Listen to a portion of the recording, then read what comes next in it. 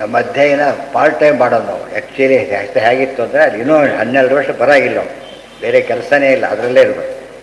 ಅವು ಫುಲ್ ಜ್ಞಾನ ಬಂದ್ಬಿಡು. ಓಂ ನಾರಾಯಣಂ ಗುಣೈ ಸರ್ವೈರ್ಯಂ ದೋಷ ಏಂ ಯಮಂ ಗುರುಂಶ್ಚಾಪಿ ಲತ್ವಾ ಸೂತ್ರಾರ್ಥ ಉಚ್ಯತೆ. ಯಾವುದೀಗ ಪ್ರಾಣಾದಿ ವ್ಯಪದೇಶಾಚ್ಛ ಸ್ಥಾನಾದಿ ವ್ಯಪದೇಶಾಚ್ಛ ತದ್ಯದಸ್ಮಿನ್ ಸರ್ಪಿರ್ವಾಬುಧಕಂ ವಾ ಸಿಂಚತಿ ವರ್ತ್ಮನಿ ಏವ ಗಚ್ಚತಿ ಇತ್ಯಾದಿ ಸ್ಥಾನಶಕ್ತಿ ವಾಮನಿ ಭಾಮನಿ ಇತ್ಯಾದಿ ಆತ್ಮಶಕ್ತಿಶ್ಚ ಉಚ್ಯತೆ. ತಸ್ಯ ಹಿ ಏತಲ್ಲಿಂಗಂ ಸ ಈಶಃ ಸೋ ಅಸಪತ್ನಃ ಸ ಹರಿಃ ಸ ಪರಃ ಸ ಪರೋವರೀಯಾನ್ ಯದಿದಂ ಚಕ್ಷುಷಿ ಸರ್ಪಿರ್ವಾಬುಧಕಂ ವಾ ಸಿಂಚತಿ ವರ್ತ್ಮನಿ ಏವ ಗಚ್ಚತಿ ಸ ವಾಮನಃ ಸ ಭಾಮನಃ ಸ ಆನಂದಃ ಸೋ ಅಚ್ಯುತಃ ಇತಿ ಚತುರ್ವೇದಶಿಖಾಯಾಂ ಯಸ್ಥಾನತ್ವಾದಿದಂ ಚಕ್ಷುಃ ಅಸಂಗಂ ಸರ್ವವಸ್ತುಭಿಃ ಸ ವಾಮನಃ ಪರೋಸ್ಮಾಕಂ ಗತಿರಿತ್ಯೇವ ಚಿಂತಯೇತ್ ಇತಿ ವಾಮನೇ. ಇಷ್ಟೆಲ್ಲ ತಗೊಂಡು ಬೇರೆ ಯಾರೂ ಆಗಲಿಕ್ಕೆ ಸಾಧ್ಯ ಇಲ್ಲ. ಇರೋದು ಯಾರಾದರೂ ವಿಷ್ಣುವಿನ ಲಕ್ಷಣ ಅದಿಷ್ಟು ಕೂಡ.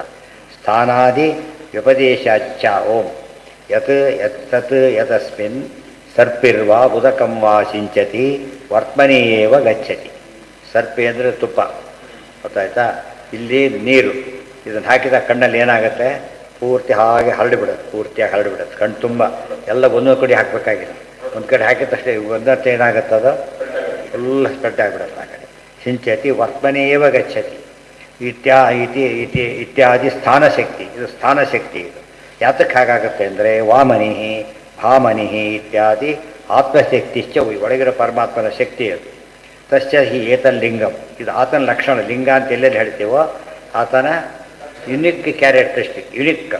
ಇನ್ನು ಬೇರೆ ಯಾರಲ್ಲೂ ಇದು ಬಿಟ್ಟರೆ ಹೋಯ್ತು. ಇದು ಧೂಮಾತ್ ಅಂತ ಹೇಳಿತ್ತು. ಅಗ್ನಿಯ ಧೂಮಕ್ಕೆ ಏನದು ಏನಿರಬೇಕಾಗಿದೆ? ಧೂಮ ಇದ್ದ ಮೇಲೆ ಅಗ್ನಿ ಇರಲೇಬೇಕು, ವ್ಯಾಪ್ತಿ ಇರಬೇಕು. ಇಲ್ಲಿ ಹಾಗೇ ಇದೆ. ಇದಾದ್ಮೇಲೆ ವಿಷ್ಣುವೇ ಆಗಿರಬೇಕಂತ. ಸ ಈಶಃ ಸೊ ಅಸಪತ್ನಃ. ಅಸಪತ್ನ ಅಂದ್ರೇನು? ಸಪತ್ನ ಅಂದರೆ ಪ್ರತಿಯಾಡಿ ಇರೋದು, ಪ್ರತಿ ಇಲ್ಲ ಅಂದರೆ ಲಕ್ಷ್ಮಿ ಸಮಂತಕೋಪೇನ ಕಾರಣ ನೈವೇಶ್ಯತೆ ಸಮಂ, ಸರಿಸಾಟಿ ಇಲ್ಲದವನು ಅಂತ ಅರ್ಥ.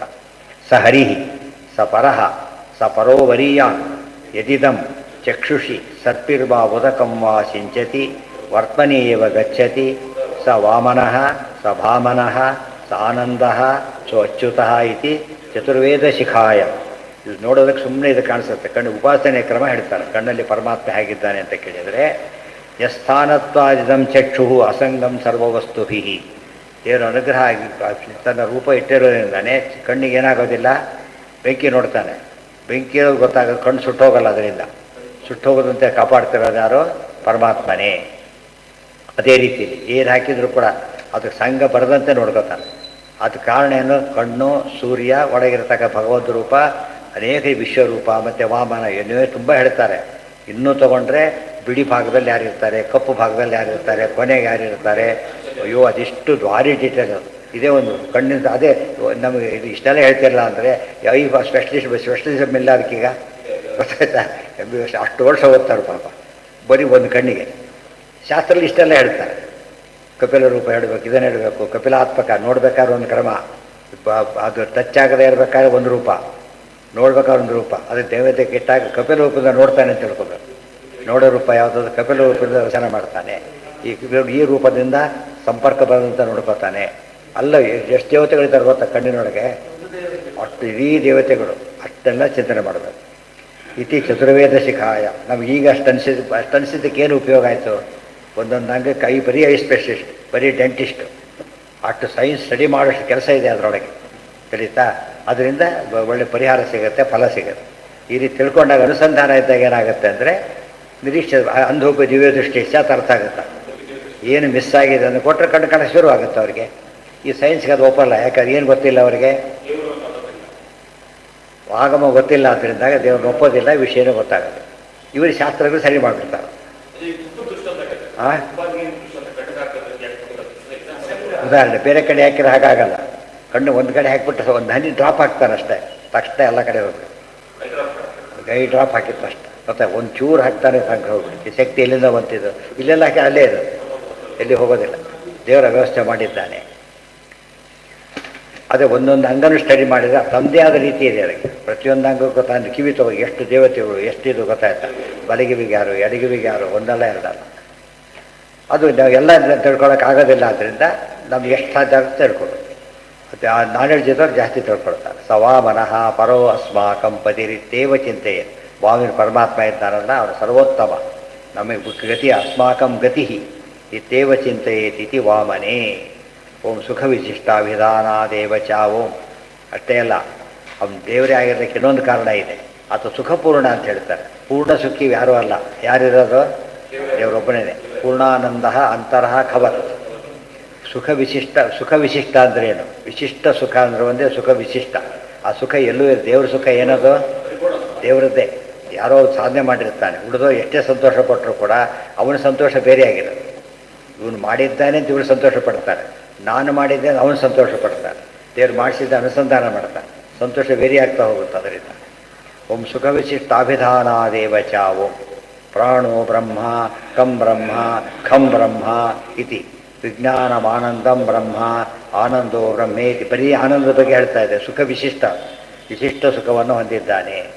ಇತ್ಯಾದಿ ತಸ್ಯೈವ ಹಿತ ಲಕ್ಷಣ. ವಿಶಿಷ್ಟ ಸುಖವನ್ನು ಹೊಂದಿರಬೇಕೆನ್ನೋದು ದೇವರ ಲಕ್ಷಣ. ಏನೇ ಹೇಳಿ ಒಂದೊಂದೇ ವಾಮನನಾಗಿರೋದು, ಇದು ಹೊಂದಿರೋದು, ಅಲ್ಲಿ ಎಲ್ಲದೂ ಕೂಡ ದೇವರು ಯಾರು ಅಂತ ಪ್ರೂವ್ ಮಾಡ್ತಾ ಇದ್ದಾರೆ. ಈಗ ದೇವರಿದ್ದಾನೆ ಅಂತ. ಇದು ಎಲ್ಲದಕ್ಕೆ ಸೇರಿಸ್ಕೋಬೇಕು. ಕಣ್ಣಿಗೊಂದು ಸೇರಿಸ್ಕೋಬಾರ್ದು. ಏನು ಸೇರಿಸ್ಕೋಬೇಕೀಗ? ಪ್ರತಿ ಇಂದ್ರಿಯದಲ್ಲೂ ಹಾಗೇನೆ. ಒಂದು ಹೇಳಿದ ತಕ್ಷಣ ಎಕ್ಸ್ಟೆಂಡ್ ಮಾಡ್ಕೊಂಡ್ಬಿಡ್ಬೇಕು ಉಪಲಕ್ಷಣ. ಅವ ಸೂತ್ರ ಆಗುತ್ತೆ. ಸೂತ್ರ ಆಗೋದೇ ಒಂದೊಂದಕ್ಕೆ ಹೇಳ್ತಾ ಕೊಟ್ಟುಬಿಟ್ಟು ಸೂತ್ರ ಆಗೋದಿಲ್ಲ. ಈಗ ಕಿವಿಯಲ್ಲಿದ್ದಾನೆ, ಕಣ್ಣಲ್ಲಿದ್ದಾನೆ. ಯೋ ಅಂತಃ ಪ್ರವಿಶ್ಯ ಮವಾಚೆ ಮಿವಾಂ ಪ್ರಸುಪ್ತ. ಶ್ಲೋಕ ಅರ್ಥ ಆಗುತ್ತಾಗ ಪ್ರತಿಯೊ ಅಂತಹ ಇದು ಅದು ಅಂತಹನೇ.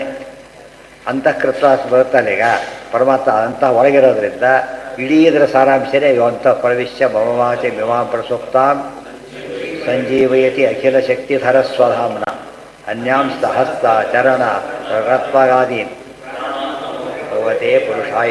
ಈ ಅಧಿಕರಣ ಓದಿದರೆ ಚೆನ್ನಾಗಿ ಅರ್ಥ ಆಗುತ್ತೆ. ಅದು ಅರ್ಥೋಯಂ ಬ್ರಹ್ಮಸೂತ್ರಾಣ. ಭಾಗವತ ಏನದು? ಅರ್ಥ. ಈ ಸೂತ್ರದ ಅರ್ಥ ಹೇಳೋದ್ರಿಂದ ಬ್ರಹ್ಮಸೂತ್ರಾಣ ಅರ್ಥ.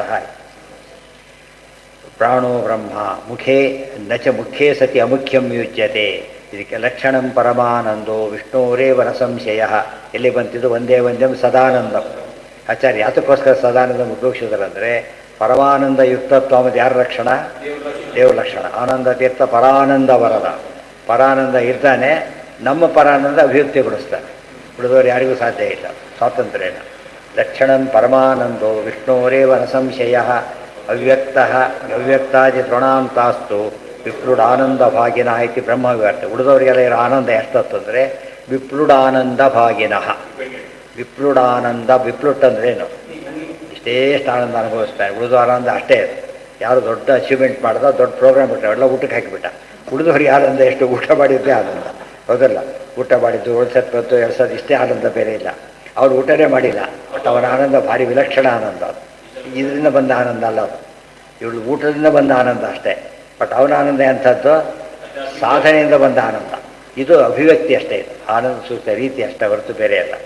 ಆನಂದ ಬೇರೆ ಆಗ್ತಾ ಹೋಗುತ್ತೆ ಅವಾಗ. ಶ್ರುತೋಪನಿಷತ್ ಗತ್ಯಭಿಧಾನಾಚ್ಚ. ಇದು ಅದೆಲ್ಲ ನಾಳೆ ಇನ್ನೊಂದು ಯಾವುದು ಸೂಕ್ತ ಇದೆ ನಾಳೆ. ಸರ್ವೇಂದ್ರಿಯ ಪ್ರೇರಕೇಣ ಶ್ರೀಪ್ರಾಣಪತಿನೇರಿತಃ ಯದವೋಚಮಹಂ ತೇನ ಪ್ರೀಯತಾಂ ಕಮಲಾಲಯಃ.